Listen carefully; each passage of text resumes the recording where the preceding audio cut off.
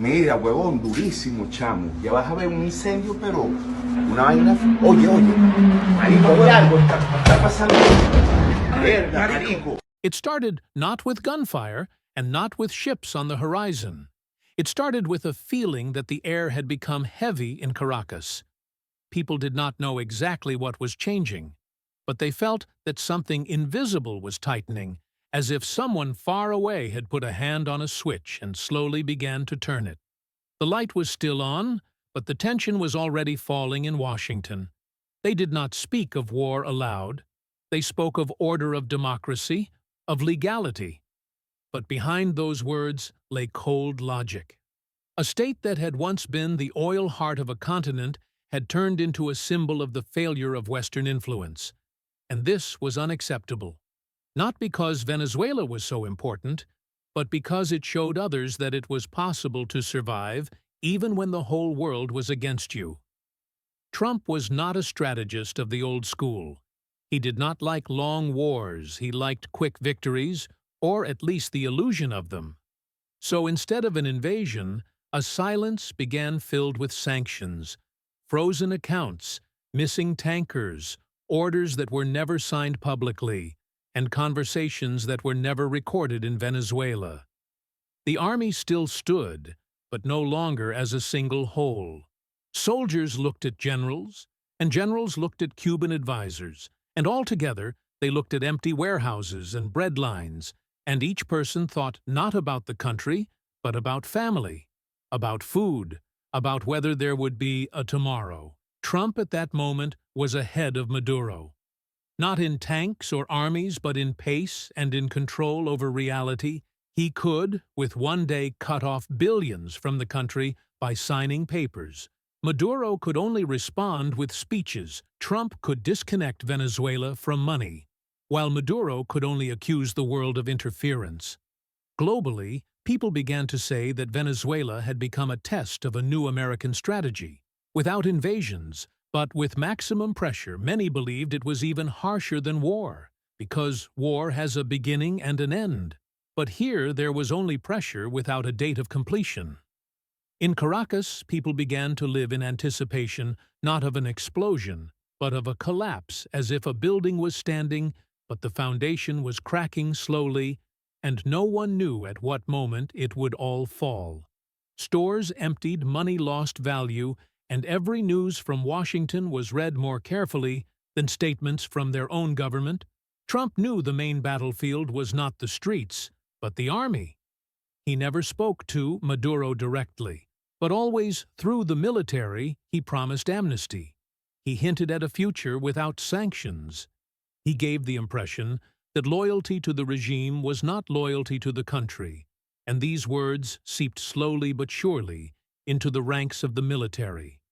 The world watched and tried to understand why rapid collapse had not happened, why the army had not surrendered, why even under sanctions the regime held.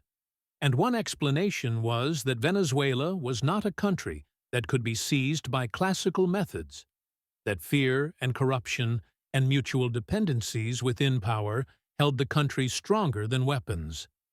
Another conclusion was that the outside world was growing tired of waiting, and that the pressure that seemed incredible was not enough to quickly change reality. Guaido remained a symbol of hope for part of the population and for the world.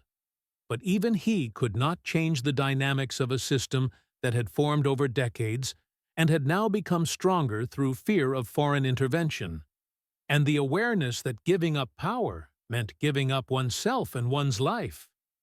Many in the army realized that surrender would be deadly, and that made them unpredictable for Trump's plans. It seemed for a moment that collapse was near, and then the world made forecasts that a change in power was imminent. But in a day or two, everything returned to normal, because the generals acted cautiously, and Maduro behaved carefully, and the people adapted. And that made the whole process unpredictable for the outside observer. And Trump had to adjust and look for new ways of pressure, even when it seemed he was ahead of Maduro. It turned out to be an illusion, because the system survived. And this battle of nerves and pressure created a story that was not a war, but a struggle of enormous power against the endurance of an invisible front, where words and sanctions and psychological pressure mattered more than tanks, and where victory proved not to be immediate, but stretched over years, where people suffered but adapted, and where even those who seemed weak turned out to be important players in the survival of the country. Time dragged slowly and at the same time quickly in Caracas. The lights flickered, and people walked the streets looking at empty shelves and at people who stood silently in lines and felt that something was changing not outside, but inside. Because even those who still held on felt fatigue and fear, and at the same time hope, because it was precisely hope that made them able to get up every morning and go to work, that still brought no income, and they knew that changing anything alone was impossible. Trump on the other continent continued to control the situation. He was ahead of Maduro not only in words, but in the way of thinking. He knew that media and social networks were becoming a battlefield, no less than tanks and infantry, that control over information was the first battlefield that psychological pressure on the army and the political elite could break the system faster than bombs and rockets. And this thought guided every step and every statement he made in Venezuela.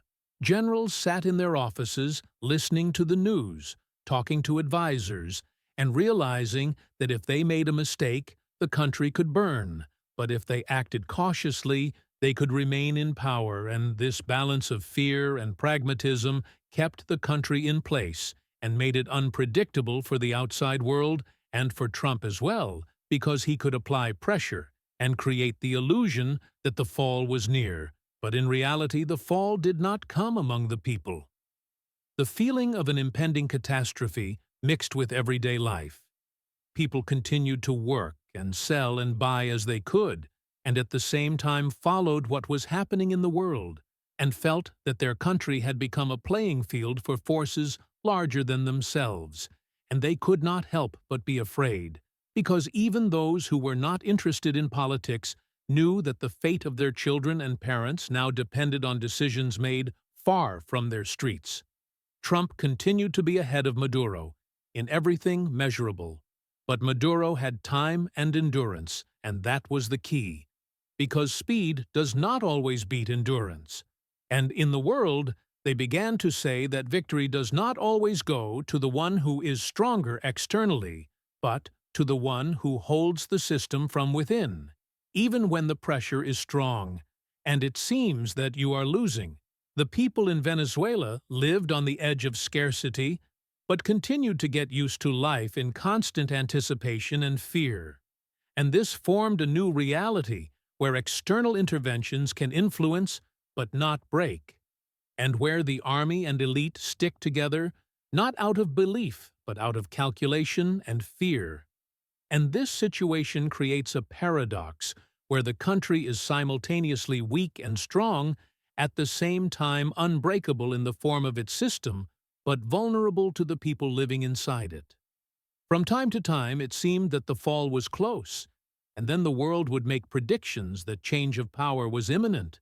But within a day or two, everything returned, because the generals acted predictably, and Maduro behaved cautiously, and the people adapted, and this made the entire process unpredictable for the outside observer. And Trump had to adjust again, and look for new ways of pressure. And even when it seemed that he was ahead of Maduro, it turned out to be an illusion, because the system survived. And this game of nerves and pressure created a story that was not war, but a struggle of enormous power against the endurance of an invisible front, where words and sanctions and psychological pressure mattered more than tanks, and where victory proved not instantaneous, but stretched over years, where people suffered but adapted, and where even those who seemed weak turned out to be key players in the survival of the country.